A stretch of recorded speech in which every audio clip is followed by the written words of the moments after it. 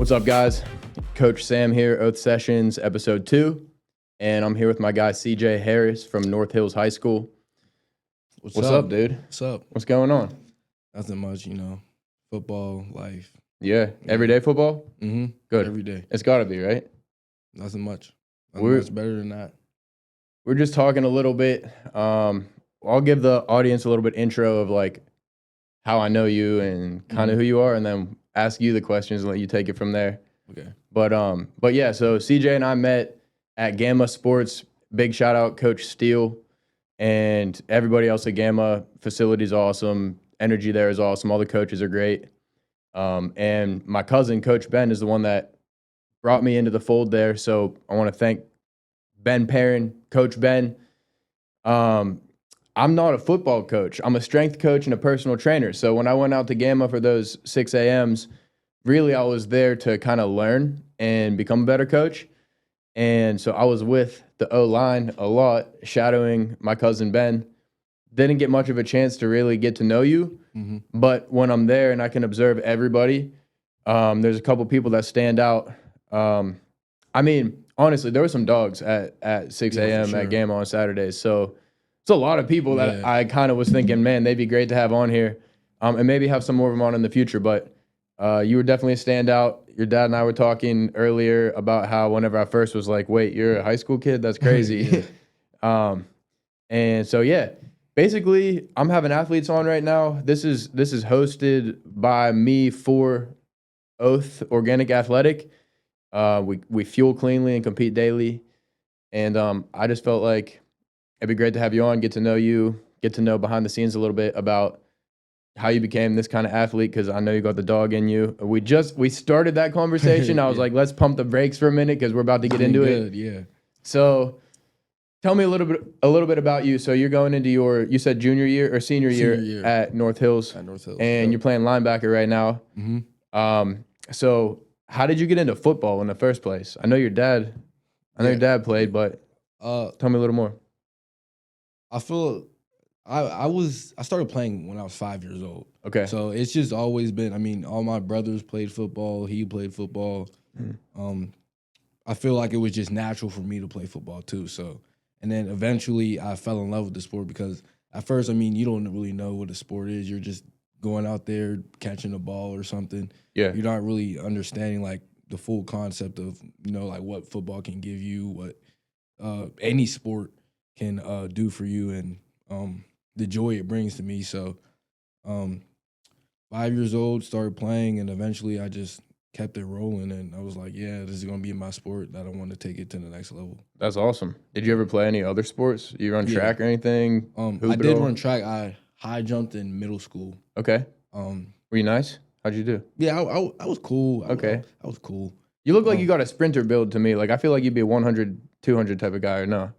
No. Not at all? No? I mean, I can run, but like... But you were jumping? Yeah. Okay. Yeah, I was jumping. But yeah, before that, like, I did taekwondo, like, kind of pre-COVID, taekwondo. Mm-hmm. And then, what was that, like, before, like, a little bit before COVID, or after COVID, I feel like, boxing. After COVID, I think it was boxing. And then after boxing, I only stuck with boxing for a little bit because football started heating back up from middle school. So I did that. 8th grade, or 7th grade, that's when I first started wrestling. Okay. And, I mean, the whole football team, as soon as the season was ended, was wrestling. I was like, might as well. Might as well. So I stuck with those two sports in the high school. Cool. So you're still wrestling? Yeah. I mean, football's your sport. Yeah, football's my main sport, but yeah, wrestling too. That's cool. I can't imagine that wrestling skills would have some carryover. I feel like combat sports are great for a number of reasons for young men. Mm-hmm. I mean, one of the reasons being just like the mental side of it, and but in some ways, man, football is a combat sport, bro. Like it's very much a combat sport. I feel like your pops was saying that you played center. Yeah, I played center in middle school. So you went, when you were playing, like, when you were real young, you started out, you were 5 years old, you were playing, what, running back mostly? Yeah, I was playing running back in DN mostly. And then they moved you to center, and then something clicked for you and you were like, "No, I got to hit the weights. I got to really really lock in." Sure. And that was going into high school? Yeah, that was going into high school, 8th grade. There's one kid, Roman Thompson. I don't know if you know him. He's pretty well known around the city. He's a great football player. Shout out to him. But he really pushed me in my 8th grade year because I said he's always been big. Like he's always been a big, stocky, tall dude. Looked like he's 20 years old in middle school. Yeah. So I was like, dang, I want to be like him. I want to get that recognition. I want to be big and stocky, and you know what I'm saying? So I got in with him 8th grade, and we really started pushing each other. And that's when I was like, all right, yeah, I like this weightlifting stuff and working out and stuff like that. And my dad helped me too. Yeah. I know he was pushing you. He's trying to extract that dog out of you. He was definitely the main driver. That's great. But that's big props to your dad for that, because I know, a lot of times people need an event or some there's like a catalyst, right, for how you like discover that killer instinct. And for a father to be able to actually just kind of like help you find that within yourself without having to like have any kind of like external motivating factor, but for him to help you to be able to just find that within yourself and for it to actually work and it be a legitimate, like genuine instinct that you have to go and get it. That's awesome. Yeah. So big shout out to Pops. I was like really like kind of laid back about the sport, like, and then he sat me down and we had a talk about like what I really wanted to do with football, if I really wanted to take it serious or not. And I thought about it and I was like, yeah, well, like why not? I mean, I love the sport. I love playing it. I love my teammates. I love the culture of the sport. I love watching it. I love everything about football. So I was like, all right, something's got to change then, because if I want to go to the next level, it can't be the same like laid back mindset. Like, I'm gonna just let things happen and whatever happens. Yeah. You mentioned culture of the sport, and that's something that kept me coming back to Gamma every week, because it's like I said, I was just there to get better as a coach. I didn't have, that alarm goes off at 5 a.m. I could have just hit snooze, texted Ben and been like, yo, I'm not coming today. No one probably would even really cared. Like, honestly, nobody might have noticed, but I'm there to get better. And I've worked with hockey players, baseball players, basketball players, runners, tennis players, like pretty much any sport you could think of except for curling. And figure skating, but nobody really has like, there's something about coming back to combat sports. Like there's a discipline and respect that's taught to anybody who enters that arena. And it's like, whenever I'm giving you guys insight, every single eyeball was on me, like listening, any of the coaches, anytime a coach is talking, everyone's listening. And I think it's because you guys know you have to prepare yourself for war. Like you don't want to go out there and get your head taken off. Like, if you're not paying attention, like at tennis practice, you're not gonna like potentially die out there. You know what I mean? Like football is serious. You could get really hurt. So, but that level of respect that comes with the game, and just like all of you guys, really, I really enjoyed just being a part of that culture. So I don't know. Is that something that you felt like? Have you noticed that? Is that just like every day for you guys, or like? Are there guys that screw around and you got to kind of check them and make sure that they get their heads straight? Or is it just like everybody's locked in and ready to go? I mean, definitely when I first went to Gamma, I first walked in, there was a bunch of kids. Yeah. I was like, oh, shoot, I didn't know it was going to be this big. I didn't either. Yeah. When I came in as that first 6 a.m. on Saturday, I had no idea. Yeah, I didn't have any idea about it. I thought it was just going to be a couple kids and me and Chris. Yeah. But yeah, I feel like that's what really like kept me coming back, because of the competition. We're all getting each other better each and every Saturday, and the coaches are amazing too. They really want you to compete, and even like build a camaraderie. Even a lot of these kids aren't even on the same team. Yeah, but it feels like we've all known each other for a minute, and we all get along well. And it feels like its own team. In a way. Yeah. So, but yeah, and I just try to like, bring speaking on the other question, I try to bring that back to my teammates and my own team. Like, Yeah. that competitiveness and knowing that, like, hey, we're not here to screw around. Yeah. We're here to work. I mean, whether you just want to play football in high school and just be done with it, or if you want to actually go to the next level.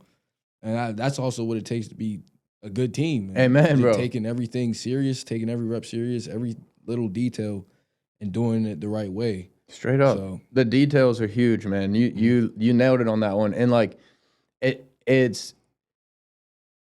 the coaches can be however the coaches are going to be, but at the end of the day, it's like the team leaders, the guys on the team, probably the best players on the team, the guys who have the most talent on the team can go one of two ways. Like, some guys have a lot of natural talent and they think that they could just lunch break and they're just like, it's written in the stars for me. Like, you know what I mean? Like, no, it's not, bro. It's really not. And then the other side of it is, like you're talking about, is setting that good example for the whole team, because that is what makes a good team. And a lot of young athletes, I think, don't realize this one very important fact. You get one chance, bro. If you make it through all this and you don't get everything out of it that you could, you get one chance from it, and you can't do it over again. So whether you want to go pro with it and there's a legitimate chance of that, or some, like, other guys, like you said, might just want to play in high school and that's like it, there's still so much value that you can get from the sport itself if you take it seriously. For sure. And I hate seeing guys in the gym that have all the talent in the world but lead the other guys astray. That's the biggest thing. It's like, if you don't want to take it serious, hey, that's on you. Yeah. But you start leading the other younger guys astray, that makes me mad. I don't like seeing that. Yeah. But then the flip side of it is, like, your type of mentality, bro. I love it. It gets me fired up. And that's why the energy at Gamma is so good. Is because, like, everybody has that dog and is ready to go. Everybody wants to work, competes, ready. That's it. Ready to go. So what are some parts of your routine that separate you from other athletes, like some other guys that want the same thing that you want? What do you do that sets you apart in your preparation? It's a tough question.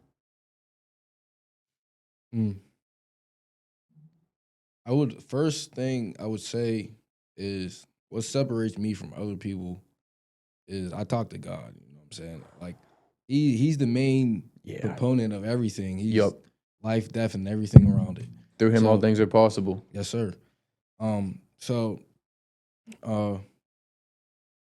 Definitely him. Like, I talk to him on a daily basis, and like, I even every day before school, me and my mom and my dad and my sister, we have devotional and we sit up. Man, I love you guys. That's we amazing. Sit up and we have devotional. And we speak about the word and talk about what we think it means. Yeah. And we've been doing that for a minute. So, and that really helps me, like, with life and everything else. Yeah. So definitely that. As far as schedule wise, hold on, I want to pause on that for a minute, bro. That's the best answer you could have given right there. All right, continue. Sorry, that was amazing. As far as schedule wise, I mean, I don't think I really do. To you, it's normal, bro. I don't think I really do anything different from the people who want it as much as me. I feel like it's just a matter of how bad do you want it. Like, like each rep, like that single rep. I could work out the same hours as you, and one of us is going to be better at the end of the day. Yeah, depends on how much intensity you put into the workout. How like, is your heart really in it? Are you focused? All that stuff. So, like, on a day-to-day basis, school first, and after that, I go work out usually about like 4 days a week. But 4 days a week you're lifting? Yeah, 4 days a week I'm lifting or field work. Okay, or the other. And then, but some skill work every day, or what you said 7 days a week football. What are the other 3 days like? Whenever you're not lifting? 4 days. Okay, my bad. 4 days. I'm lifting or field work. So, and then the other 3 days are just like rest. Okay. But yeah, other than that, I don't think I really do too much that's different as far as like schedule wise. It's how you approach it. Okay, yeah. Yeah. Whenever you're in the weight room, is there anybody? So you're at North Hills, right? Who are some of the guys? Like Nico, Cam. Trying to think. any other guys that I know that were? Jarnell. I don't know if I He's met. a corner. Okay. He's been there a couple times. Was he the crash out? No. There was one dude in there that was just crazy energy, but he was good. And Dazir.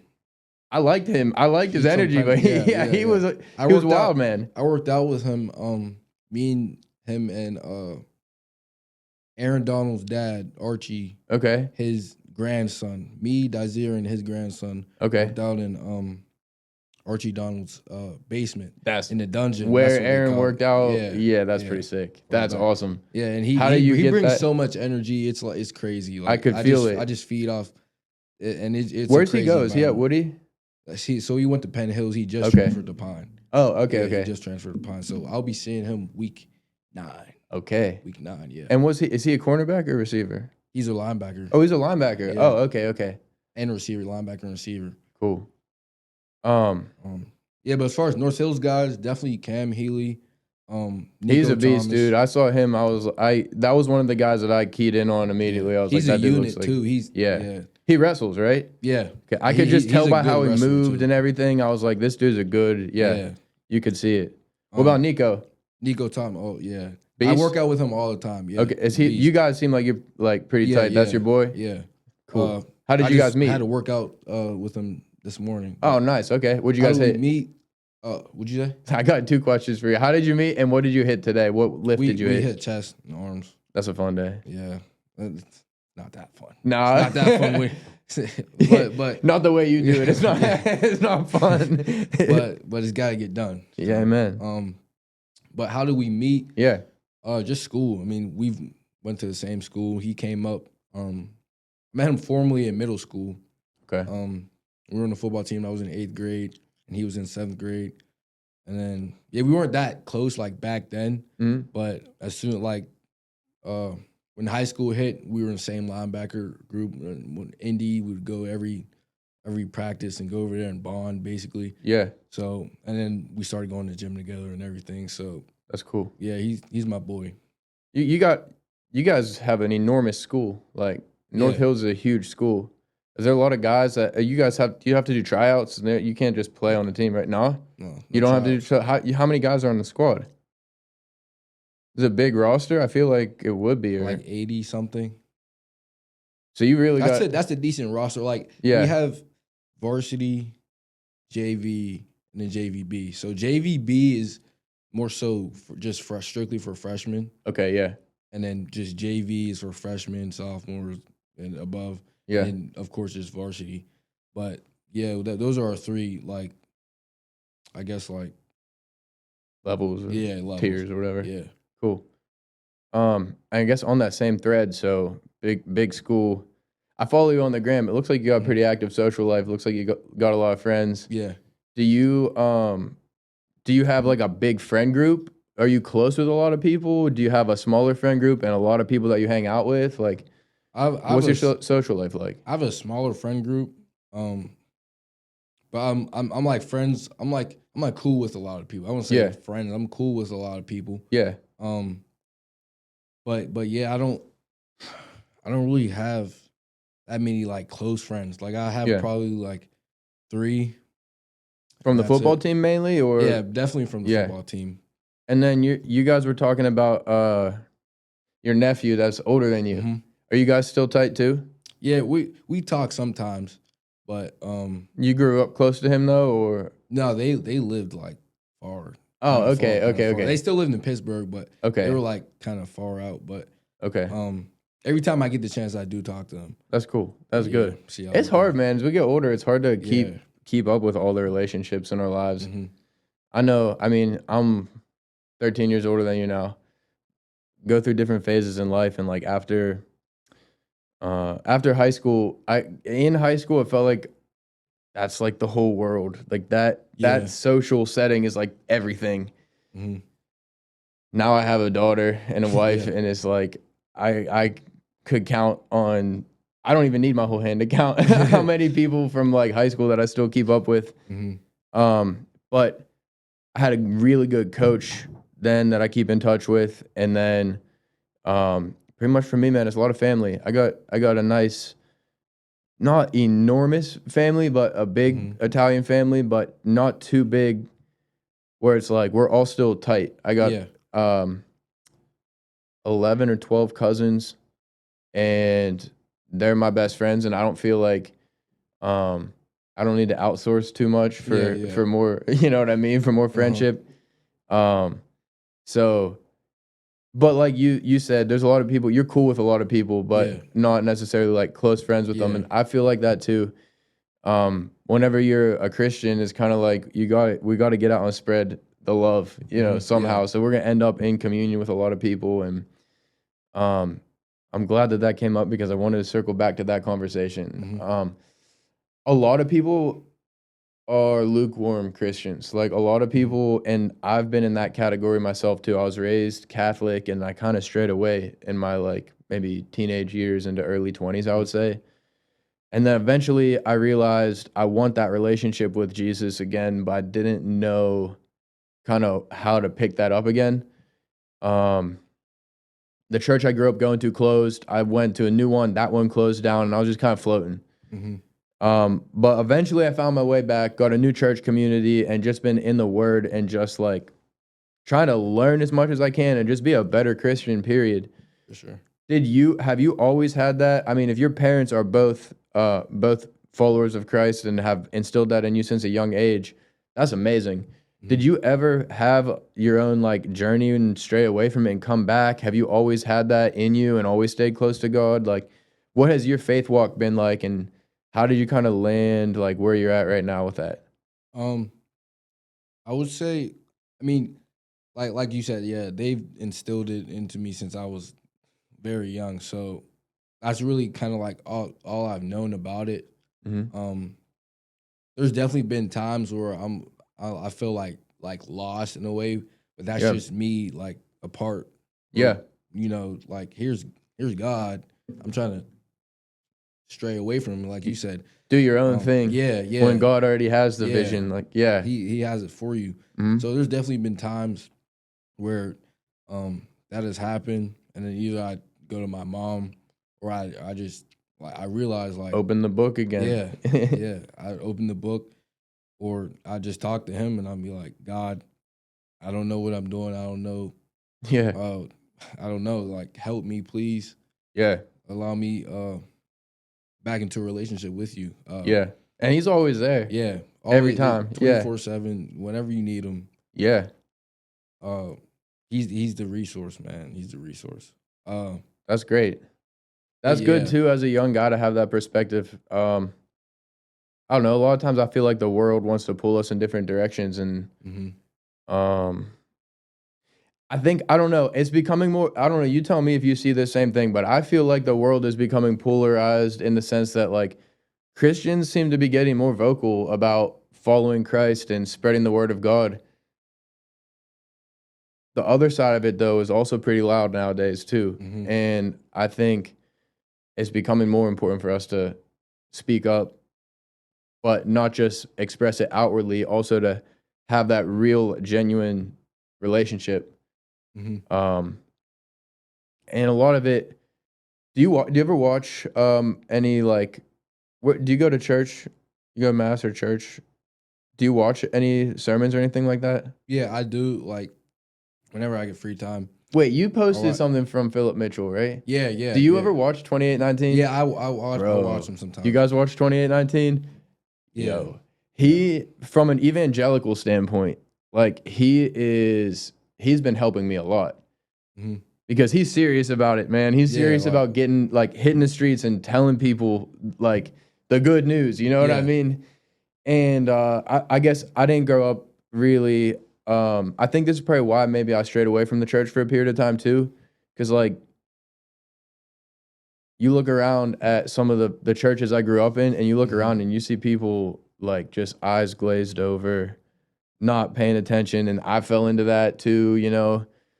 Sometimes, like, it's important how you deliver the message, you know, because you don't want people falling asleep on you while you're trying to tell them all the good news, you know. And that's what I love 2819, man. He is so good at keeping you engaged and then giving you like ammunition to take into the world and actually like spread the word for real. Yeah.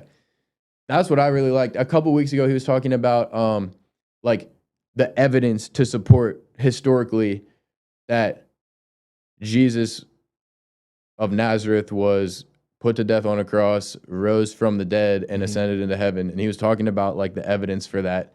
And that really hit, because that to me is like the heart of it. Call it evangelism, but just spreading the truth about Jesus is like being able to actually understand it and express to other people that it's not like the Bible and then human history. Like the Bible is actually human history. Yeah. Sorry, I had to go on a little you're cool. A little tangent about that. Whenever I meet someone who's on fire for Jesus like that, it's like I got to talk to you about it. You know, for sure. Okay, so you go to North Hills. You grew up in the same area your whole life. Like you always been? You move at all when you were growing up? I was born in Penn Hills. Okay. I moved to like the Bellevue area. That's where I went to elementary school for like 2 years. Was that Perry? Kindergarten, preschool. Like is that, or was that North? Or what is Northgate? That's the high school. Okay. Yeah. So the elementary school is Bellevue Elementary. Okay. And then, right before, or actually during the pandemic, that year when we got back to school, or not back to school, I went to Dilworth. So from 2nd to 5th grade, I went to Dilworth. This is pre-pandemic. Okay. And then so after that, 5th grade, we're in school one day.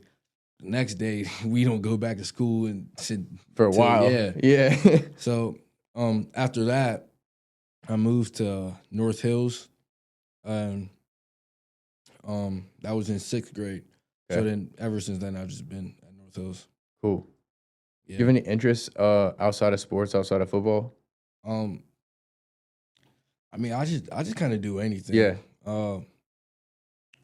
What do you do with your friends? You got like. Did I see you post a picture like a pool party or something? Yeah. Somebody has a swimming pool? Yeah. That was yesterday? Yeah, that was yesterday. You're done with school now, huh? Yeah. So that was like we ended yesterday. Oh, that's nice. Yeah, that's we had fun. a half day, 10:30. Oh, dude, yesterday was a blast then. Yeah. That's great. We haven't been to class like the whole week. Yeah, you've been wandering around like yeah. The seniors ain't been to class in who knows how long. Yeah. But yeah, it's definitely fun out there. Like with my friends, the pool party, just hanging out or anything like that. I do like riding horses. No way. Yeah. Where have you ridden a horse at? Wait, no, not Hidden. Rolling Hills Ranch. Rolling Hills Ranch. That's like awesome. It's like if you know where Top Golf is? Yeah. If you go like, I guess like 15 minutes, 20 minutes past there. Okay. So you're going south of the city, like towards Washington? Yeah. Okay. And the first time I went, I wanted to go again and again. Yeah. And again. Did you get it to trot? Was it like... Yeah, we... doesn't it feel like it's going so fast whenever it gets into a trot? And you're like, oh, this thing's sprinting. You're bouncing up and down. Yeah. Like, you don't know how to control it, really, but it was really fun. Yeah. And, I try to go at least, like, once a year. That's awesome. Just to, like, feel that thrill again. And, like, who goes with you? Does anyone go with you? My family. That's great. Yeah. Who's the best horse rider in the family?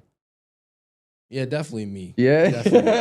I looked over at Mama's. Yeah. My dad's pretty good too. Okay, but yeah, I just love being around nature too. Like I feel that. Like me too. Being in tune with nature, sitting outside for a couple minutes. Like I take my dog out. I'll sit out there for like 20 minutes, just taking it all. Center yourself, enjoy God's creation. Yeah. That's great. Do you have any plants? Plants? Yeah, my mom does. Okay. She plants a lot. She has like 5 or 6 plants. I'm a big plant guy, bro. Yeah. I got lots of plants. I like palm trees. I got we have a little back deck that my wife and I moved into a new house last summer, and it was like middle of the summer, so it has a little deck in the back, but like we moved in July, and then I tore my ACL right after that. So I wasn't really doing much around the house, like fixing stuff up. So this summer, I made that back deck like my little zone. Put up a little trellis with some plants on the bottom, like where the little rungs are. And then at the top railing, I put up some lemongrass. So I got myself a little green wall on the edge of the deck. Yeah. And then some petunias back there for some color, bro. Yeah. Oh, man. I love me nature, too. You're good. You could go ahead. You can grab it. Hey, you almost... Yeah, that was good. That was good. Yeah. You do well in the escape rooms, huh? Yeah. That's cool. So who in the family was the first horseback rider? Like, whose idea was that? I think it was either, Pops is like... it was definitely not my dad's. It was either my mom's or mine. Okay. Because I remember the first time I went for my birthday. And I was like, okay, I don't know what to do. I want to be outside. Yeah. And it was like, oh, should we go ATV riding? Because ATV riding is really fun. Yeah. I wrecked one time, bro. Really? Yeah, I'll tell you that story later, though. Like ATV riding, I was like, okay. And I was like, what about horse riding? I've never done that ever. Yeah. So I was like, okay. And then my mom found the place, and then we went, and I had the most fun. That was like years ago? Like, yeah, you've been doing this for a while now? I was like 8th grade. Okay. Bro, that's a great answer. I didn't see that one coming, honestly. Yeah. That's an awesome answer. Yeah. I did horseback riding before too. Yeah. Yeah, I actually lived in Montana for 2 years. Western life interests me. Like, I don't know. I don't know. Maybe I want to go out when I get older and move out there. Maybe you'll get an offer somewhere from out there. What is your outlook for that? Are you like, you're gonna be a senior, so yeah. That's starting to, I mean, that's kind of heating up. Like, my recruitment's heating up too. Cool. Cool. A lot of coaches trying to get me up there for visits and stuff. Good. That's what I like to hear. Yeah. Have you heard from any, you don't have to say any names, but have you heard from any yet that you're like, I could see myself there, or you thought of before? Yeah. Okay. Definitely, for sure. That's awesome. One, Air Force. Oh. Yeah. The benefits are crazy. Yeah. Do you want to go in? So have you thought about joining the Air Force before? Like, I thought about joining the military. I don't know if it was. I think it was Army, like way back then. Yeah. But I didn't know which route I really wanted to go. And then Air Force came in to my school. I'd probably say like last month. Okay. And they met up with me and a couple of my other teammates, and they were talking about their school, and I was like, that might be something that I'm considering. Yeah. That's awesome. Yeah. Bowling Green. Okay. Is that Kentucky or Ohio? Ohio. Okay. Yeah. But it's right on the border, right? Like okay, yeah. Yeah. Ohio, they came, they seen me at the showcase. They really liked we had like a showcase, the Whitfield showcases. You've heard about that? Yeah. Yeah, so they came, one of the schools that came, and they really liked what I was doing. So I'm in a process seeing what they're about. Yeah. And a couple of other schools, but any from out west? I mean, it's tough. That's out west, so it's a little farther. I don't know. I don't think so. Okay. But not yet, at least. Not yet. Not yet. At least. I'm just still trying to find out where I would want to go. Yeah. And be patient with it. Yeah. For sure. That's great, man. I mean, I wasn't going for sports. In high school, like, I kind of did my own thing. I really liked going on runs in nature. Like to go back to what you said about nature, I've always been a big nature guy. That Colorado State. That would be so nice, dude. I want college fair. Is that Boulder? Is Colorado State in Boulder, or is Colorado in Boulder? Colorado's in Boulder. Okay. Colorado State is like, I think it's like not even an hour away from Boulder. Okay. So yeah, is that Colorado Springs? Maybe I forget. It's close to there. It's close to there. Okay. But yeah, I went to the college fair. That was like downtown, and I went to their stand, and it was looking really promising. And they were like their school's like really in tune. Like they're like nature based. Like you like you said. Like they're like all about like being outside and things, doing a bunch of events and stuff like that. Yeah. And I was really liking that too. So might be out there. That's awesome. I noticed that about okay, so I was a runner mostly in high school. That was the main thing I did. I ran cross country and a little bit of track, but I didn't like track very much because they put me in all the distance events because they knew I could, because I ran cross country. Yeah. And I always wanted to sprint, but I wasn't very strong, and I didn't like hit any kind of spurt or develop until I was probably like 20 years old. Yeah. So like, it just didn't work out for me in that regard. But I really liked running, and we have friends that lived across the street from where I grew up that were from Montana. They got my parents into running. Then they moved back to Montana, and we went out to visit them, and I just fell in love because the nature was just insane. It's like you turn 360 degrees and there's mountains everywhere. Yeah. And the like environment and the culture out there is, like you said, is very nature focused, and people out there would say, they used a phrase, they would say, in the East, people live for work, and in the West, people work to live. And they can't wait to get off work on Friday and hit the mountains and go kayaking, hiking, whatever it is. It seemed like that's pretty much everybody out there. And most of the people that I went to school with were not from, the town was called Missoula in Montana. Shout out the Grizz, awesome place. But most people weren't from there. They were a lot from like Washington, from Colorado, a lot of kids from California, Wyoming, a couple, and other parts of Montana. But everybody had that common interest or like lifestyle of just nature first, whether it be fly fishing, rafting, hiking, kayaking, running, hunting, whatever it was. But on the weekends, bro, like, have you ever hunted before? I have. Yeah. How was that? Dude. Okay, so I went deer hunting once. I just sat there. I didn't see any deer. I did get a rabbit one time. Right. And bro, I didn't like love it because I shot it and it didn't die immediately, and I had to wring its neck, and it made this like squeaking noise, bro, like whimper, and I was like, yeah.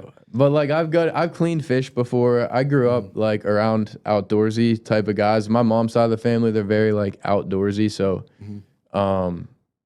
I respect it and grew up around it, and I'm glad people do it, but not really my favorite. Yeah. How about you? Yeah, I've never been. Would you? Want to, yeah, definitely. Deer hunting or? Yeah. That seems like probably the one I want to do most. It'd be pretty badass to take down a big animal like that. Up a buck like this. Yeah, that would be cool. Yeah. My wife actually has a family friend who, so my wife's dad and their family friend helped each other build log houses. So they, like, I mean, it's awesome. It's really cool how they did it. And he has a lot of land, her family friend, our family friend. And so that's where I went deer hunting that one time. But it's really cool. Like, there's strategy involved. Like, we went to his property, so he was like, he was like our coach in a sense, or like the leader of like our team. It felt like he's like, all right, so you guys are gonna line up on either side of the valley here, and me and so are gonna stand up here and drive the buck your way, so you'll be able to see him and have a good vantage point at him. Like, I didn't know that there was like strategy like that. Yeah. I was like, oh, all right. But I ended up just sitting out there for like 3 hours waiting, and I didn't see anything. Dang. But yeah, somebody got one, and I was there for the whole, like, we hung the deer in the garage, and they cleaned it out and everything, and I learned that process. That didn't bother me too much. Yeah. But something about hearing that rabbit whimper was just not. Yeah. And literally grabbed it by the head, bro, and until it's dead, and it's just like Yeah. There's just one channel on YouTube I watch. He's a father. And sometimes he brings his sons, and it's Outdoor Boys. Okay. And he travels like everywhere, anywhere you could imagine, and like hunts stuff, and that looks cool. Lives at camps and lives out there. Like he awesome. went to Alaska one time. I watched this video. It was super cool. He went to Alaska, and like there's no houses around. He had his friend. He was in a plane, like a smaller plane. I don't know what you call it. Biplane or Cessna? Yeah. It was a Cessna. Okay. And then he had him drop him off like in the water and everything. And Yeah. he was there alone. It was just him. Later in the video, he spotted some wolves and stuff. It was so cool like to just see it and like that would be. Would so you want to cool. learn like survival skills? Yeah, like yeah, you for want to sure. like get out there, Yeah. not just hunt, but like camp Actually, and okay, yeah, that would be so fun. I feel like, man, you got to at least get out west just for like just to go experience it Yeah. because you in particular, like I think you would really love the whole culture. That's how like, everyone's ready to go outside. And yeah, dude, I don't know. Even if you don't end up going to school out there, you got to at least get yourself out there just to check it out. But that's why I rode horses too. So the friends that we had that we visited out there that got me to ultimately be like, that's where I'm going to school. She grew up, Michelle grew up in a place called Plains, Montana. And it's exactly what it sounds like. It's just plains. There's a lot of ranches out there. And her dad has like all kind of cattle and like longhorns. Yeah. Like the big steers. And he would have like show steers. So we're riding around his ranch on horseback and he's just kind of like giving me like a tour of the place basically. But dude, those things are scary. You see one of those, like his horns are literally probably 3/4 the width of this room. And like, I mean, he takes them to shows and he wins money with these things. And like, but the lifestyle is just different, dude. There was a guy on their property, like, I guess trying to reroute a spring that went through his property. Like it was some real, I don't know if you've ever seen the show, what's the one on Netflix about, I think it's about like oil rights or something now. There's like a newer show that's out. Yellowstone is called. Yeah. My mom watched it. You like Yellowstone? That's a good show. But like it's real. Like I see some episodes and I'm like, this is well depicted. Like this is very accurate. Yeah. Dude, the one day we were there and he's like, all right, I'll be right back. Someone's on her property. I guess he had a farm eye or like a ranch. What do they call it? A ranch eye, like a helper basically. Farm hand, ranch hand? Ranch hand, something like that. That told him that there was somebody on their property somewhere. Dude rides out with his shotgun and he's just like, I'm going to go handle business. Someone thought that he was like, he had rights to the water that came through his property. And that was how I was like, is this a Western film? Like it felt like it felt like a movie, man. But that was one of the craziest experiences I ever had. I caught the biggest trout I ever caught. It was a 29-inch brown trout. It was beautiful. I think I accidentally killed it. How long did it take you to get that? Bro, not very long because he didn't. It was a spring-fed pond on his property, so it was a private pond. No one was fishing it. He didn't fish it. Just trout in there everywhere, lurking, bro. And they weren't used to seeing humans, so I could throw anything at them. Wham! Immediately attacked it. Brought it in. I'm like, is this a trout? And I get it. And they were back at like the house, so I like put it in the net on the side, like on the bank of the pond. Sprint. I'm in waders. I'm sprinting back to the house. Like, you gotta see this fish I got. It's still flopping around when I got back to it, but I put it back in the pond and I'm like, I gotta say a prayer for this thing. I don't want to kill the biggest fish in this pond, you know? But you fish at all? No. When I was it's at so Dilworth, peaceful, bro. You would love it. Elementary. Had this like one event. It was kind of like a club. It was like a fishing club. Okay. And I was like, man, I was just so like young and stupid. I was like, nobody wants to fish, bro. What do I look like here waiting 8 hours to catch a fish? Yeah. And then now I'm like, that would be so fun. You have some tunes on. It's great, dude. Like, sun is out. You're in, like you said, you're just in nature. Yeah. Worst case scenario, you're standing at the stream to hear the water trickle all day, just chilling. My uncle taught me how to fly fish, and he got me a real nice setup. Yeah. But it's like, fly fishing, if you get into that culture, them dudes are serious, man. That's like, that's not like set up your lawn chair on the side of the, you know what I mean? Those guys are like the purest. Business. Yeah, they mean business, exactly. But actually, shout out my cousin Thomas. He tied the woolly bugger that I caught that 29-inch brown trout on. Oh. He got me a fly tying setup too. I don't know what kind of patience you got, but oh my goodness, bro. I could not. I tied a couple flies, but I was trash, man. I was terrible at it.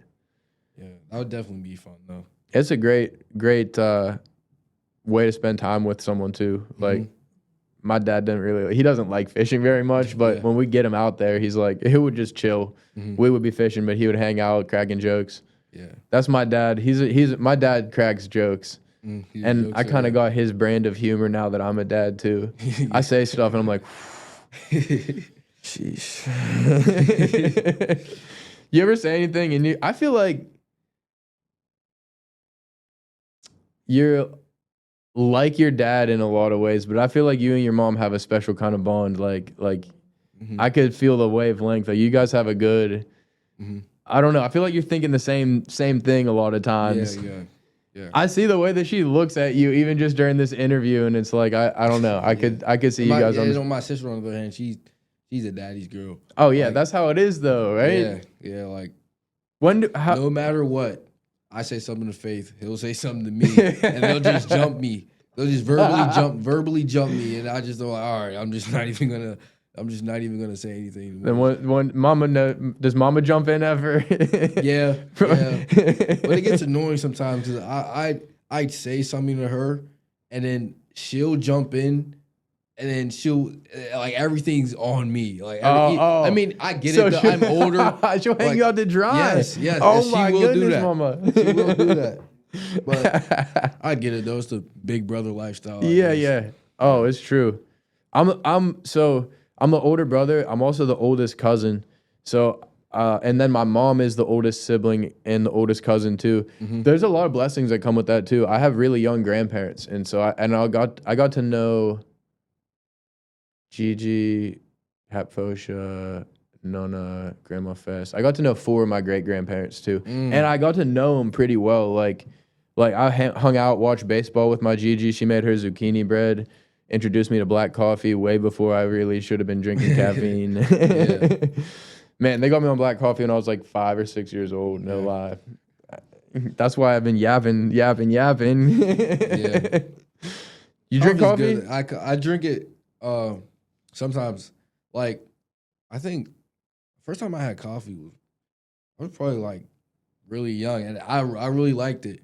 Now, black coffee, like straight. That's a different ballgame. That's not my repertoire.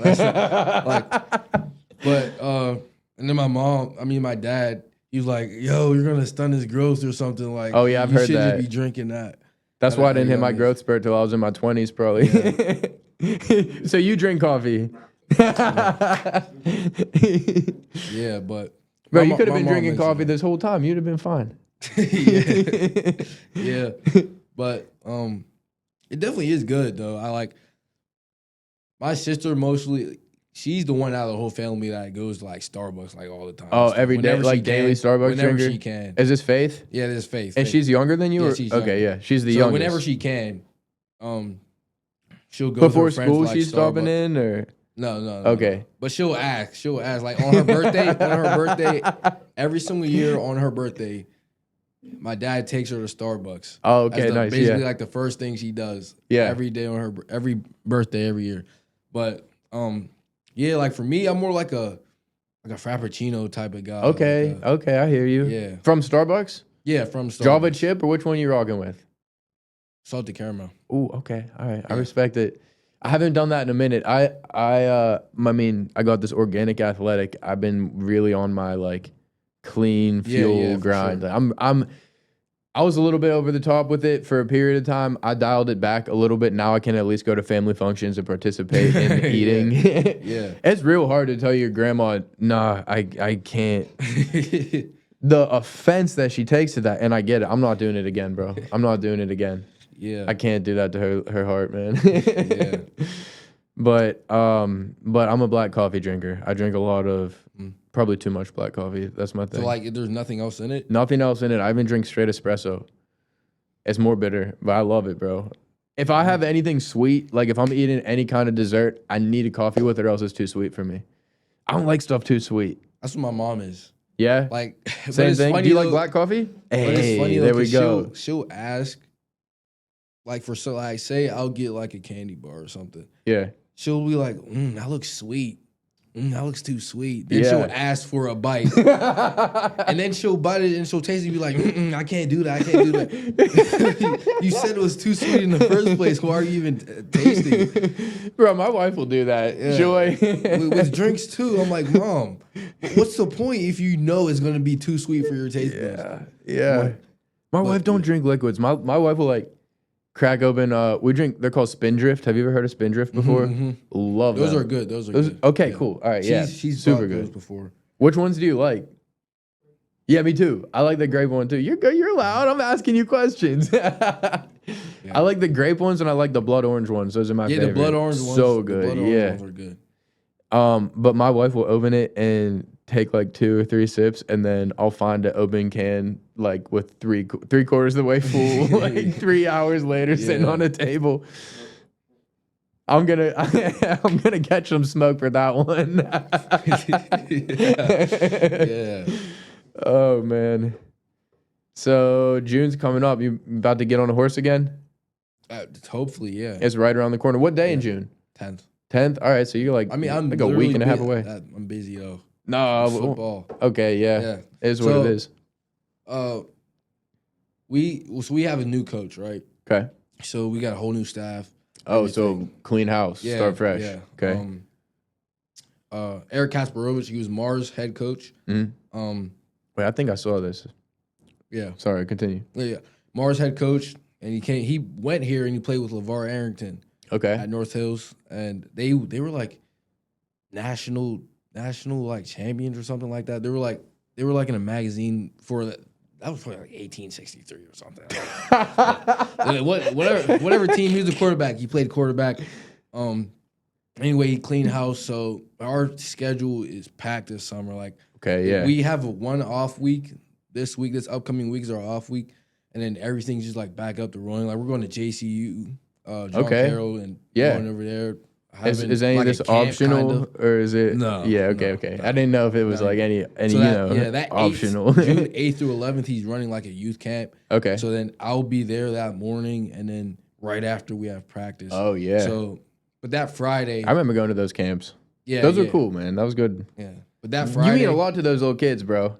Yeah, I know. Yeah. We had another youth camp last year, and we did one the year before too, and it was really fun, like seeing all the like little kids and like trying to like teach them stuff. Yeah. And the way they pick up on stuff is crazy too. Like, it's insane. And they look up to us so much that it was like it amazes me. Like even like I think like when I'm get older and I have a kid, they're gonna be the same thing. Like you probably know more than me about that, but like it's so cool. Yeah. But yeah, that 8th through 11th, I'm gonna be at the youth camp and practice, but we get off Friday and then Saturday, Sunday. So I'll probably do something that weekend. There you go. Not directly on the birthday, but still the celebration.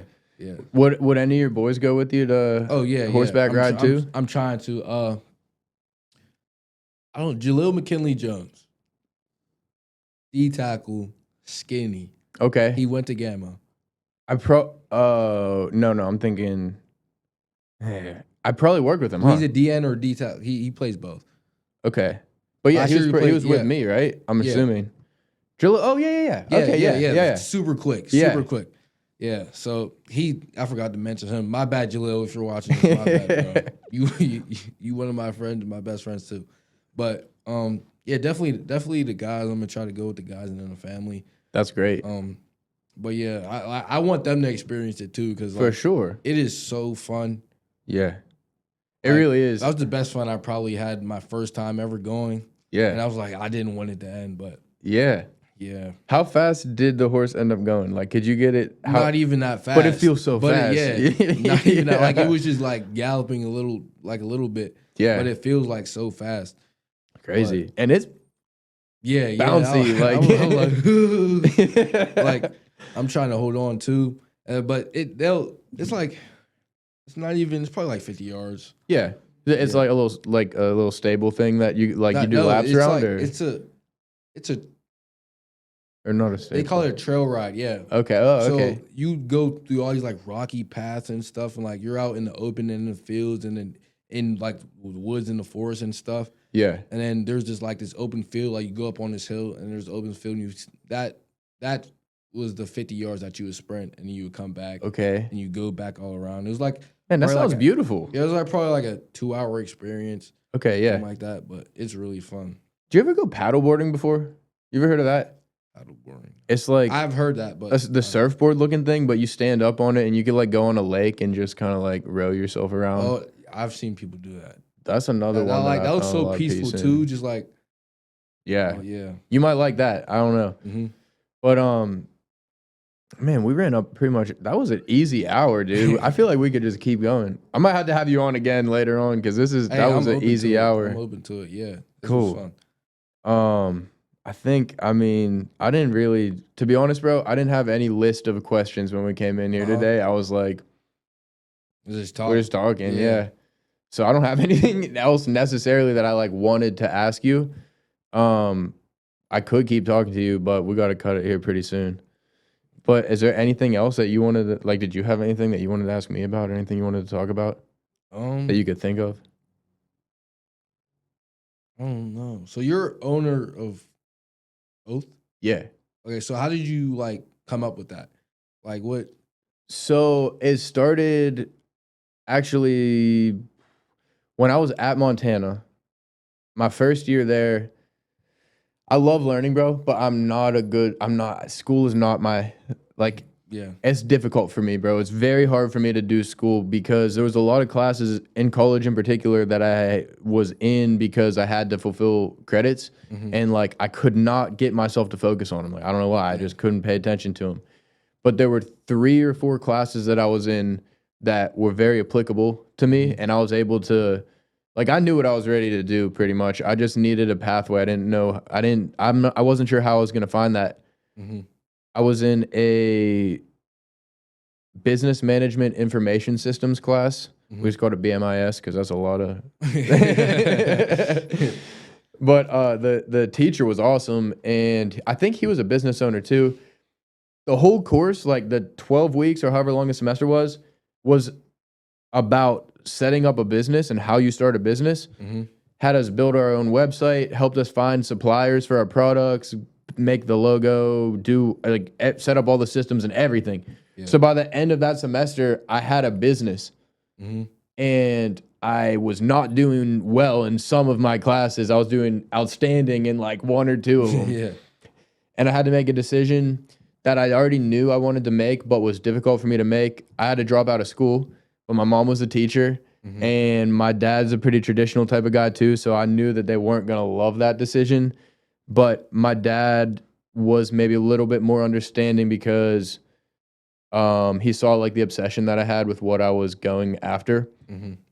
It wasn't traditional, but it was maybe an unorthodox route, but I was passionate about it, and he knew that I was going to put everything into it. So my grandmother, so my mom's mom, she has been a seamstress and does like alterations and stuff for as long as forever. Like she's been doing it since she was like a kid. Her mom taught her, and she did a business with that as well. Taught my mom how to do it. I specifically wanted to do organic fabrics. I specifically wanted to make it out of hemp, and I thought I would just be able to go like order hemp t-shirts and like print something on it and then sell it.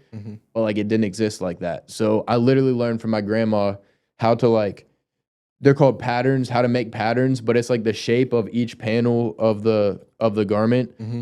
And just like I learned from my grandma and mom like the whole back end process of how to make clothing. And then after like 5 years, things started growing and getting better. And I realized that I was sitting on a unique kind of skill set and unique product. And I just kind of rolled with it from there. But I transitioned it from just hemp to other fabrics just this last year because legitimately, bro, I pretty much had an industry on my back with the hemp. I called it athleisure. Like a lot of there's hemp clothing that exists, but it was mostly like hippie looking, like super hippie stuff. And like I'm an athlete, so I wanted something that resembled like Adidas, Nike, Puma, like that style of clothing, but was made out of organic fibers. So like once I really found that niche, I started calling Planet Hemp like the original organic athletic. And then this idea of O.ATH popped into my head, organic athletic. And the branding was way cooler. I started Planet Hemp whenever I was like 18 years old. So there was a lot of stuff that I didn't know whenever I started it. And I wanted to tweak and adjust with O.ATH and do it the right way from square one. So that's kind of how that popped into existence. And then just being a trainer, it was like natural, you know? Mm-hmm. And now it just sort of did its own thing, right? God is sort of guiding it, you know? Yeah, for sure. I'm just letting it happen. Yeah. But thanks for asking, bro. Yeah, I gave you 3.5 minute answer. You're good. But yeah, thank you for coming on, dude. I think that's pretty much everything I got for today.